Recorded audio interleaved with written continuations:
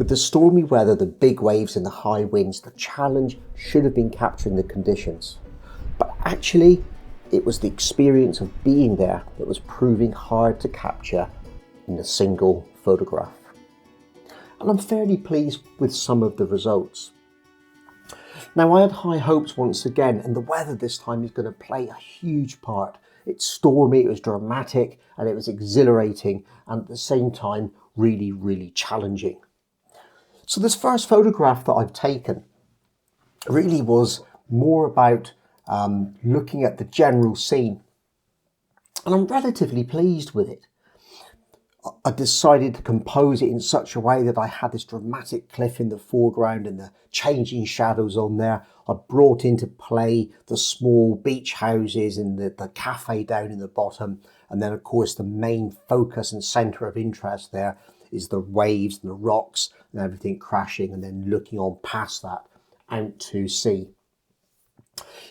But overall, I'm not quite so happy with the results. Now, there's absolutely nothing wrong with it. It's just that it doesn't capture the drama of being there at the time, stood on that cliff top, looking at those crashing waves and that fantastic scenery. It doesn't capture that dramatic light and what I was feeling and experiencing at the time. And I don't actually think this is an unusual thing. I don't think I'm on my own. How often do you come back from a shoot with a great set of photographs, well exposed, technically perfect, and really reflecting what was there on the day and what you actually saw? But how often do those photographs take you back to re-experiencing those emotions and those feelings and reminding you of that moment, not just visually, but how it felt? And this kind of accurately reflects this photo. Although it's technically quite acceptable, okay, the composition isn't wonderful, but it's not terrible. It just doesn't take me back to that point.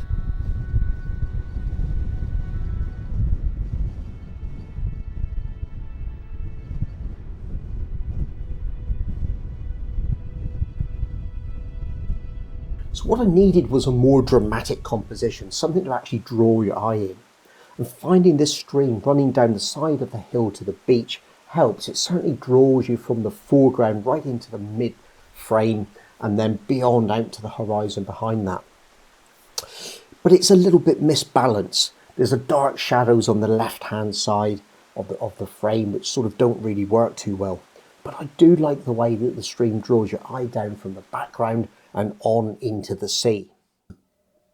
The other thing as well that I liked was the way that the stream sort of ends, and then our eye picks up this curve of this wave taking us across the bay and out to the sea stacks in the distance.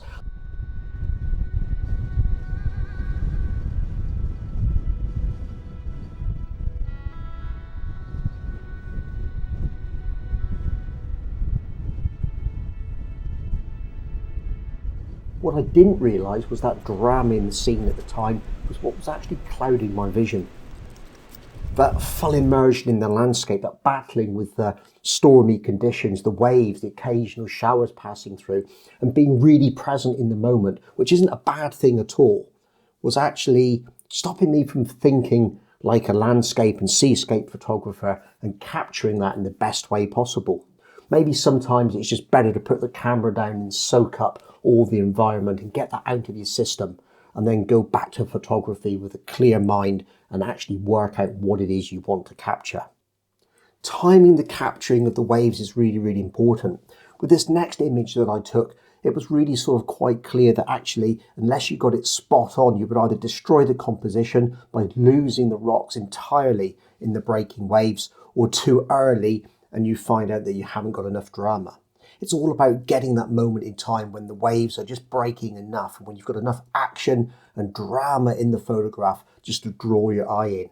This is probably the only time I've ever used my high-speed shutter drive mode in landscape photography.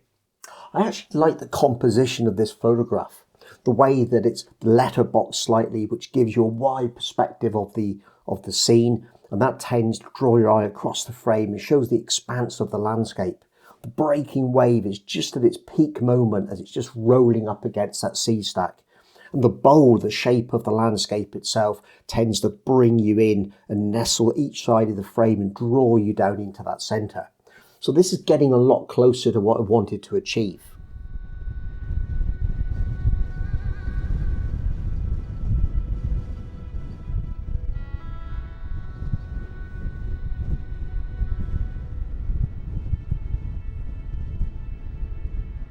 But still, it's not quite hitting that mark.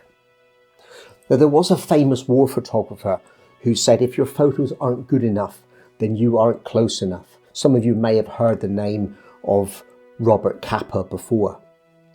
And although obviously war photography is a completely different subject and quite alien to landscape photography, could it also be true that for landscape photography the same applies? If you're not close enough, your photographs won't be good enough. But close enough to what? How do we define that? What do we mean by being close enough with our landscape photography? Because we stand in, we walk through, and we were surrounded by the landscape. So how much closer can you actually get? It's true that in the real 3D world, we are not close enough. But in the flat 2D world, that sense of connection and immersion needs to be force-fed to the viewer. The power of the lens is also its weakness. Compressing, flattening, and capturing in one defining moment everything. But that's not how you see. When did you ever describe a scene by saying, I saw everything? We don't.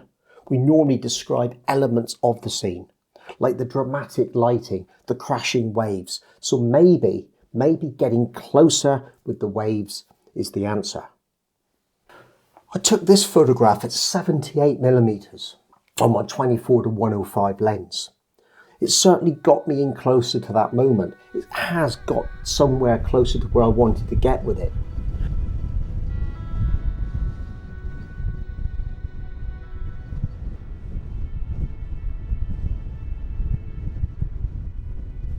But changing to 140mm by putting on my 70-300 zoom and getting in a bit closer again, maybe that's getting there.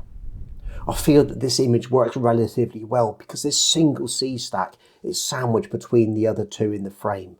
We've got great motion in the sea, some wonderful contrasty lighting, and it feels to me that we're getting closer to where we actually want to be.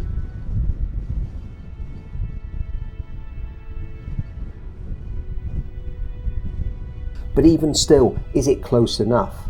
There's an opportunity to get in closer again. And finally, with this image at 260mm, once again on that 70-300mm lens, we have got a really dramatic image. From the bottom right-hand corner to the center top, we've got the line of the wave diagonally going across the frame, crashing against that really dark rock, which works well against the color of the sea.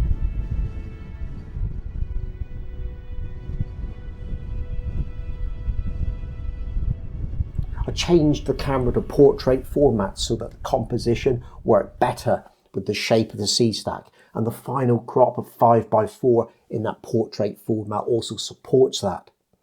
By going 5:4 and not the native 2:3, it gives the image much more strength and dominance than a narrow, thin image. But even in editing with this photograph, it was not exactly hitting the mark. Clinically, it done exactly what I wanted it to do. It asked everything of the composition, it had drama, it had action. But for some reason, for me, it still didn't have any soul. It had no holding power. It just didn't invoke what it was like to be there at that moment in time.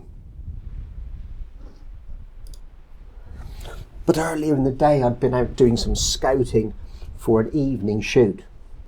The morning light was difficult, it was contrasty, it was backlit, the big rocks were in shadows themselves, the highlights were really, really bright and blown.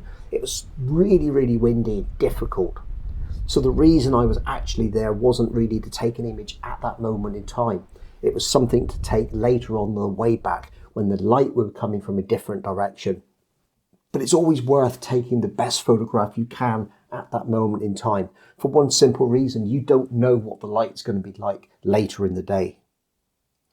And indeed, on my return trip, the cloud had come down, it had blocked out the light completely. There was no light on the subject. It was low contrast, and it just wasn't really as good as it was in the morning. So although those images were really challenging to take in the morning, that little accident by taking them at that moment in time, by just doing what I proved to be the best image of the day, I converted it to black and white. And for me, by reducing the colour and taking it out of the image, I was able to work with those high contrast tones, bring out the texture in that sea, in the water and the crashing waves, and just use that as my main focal points for these images.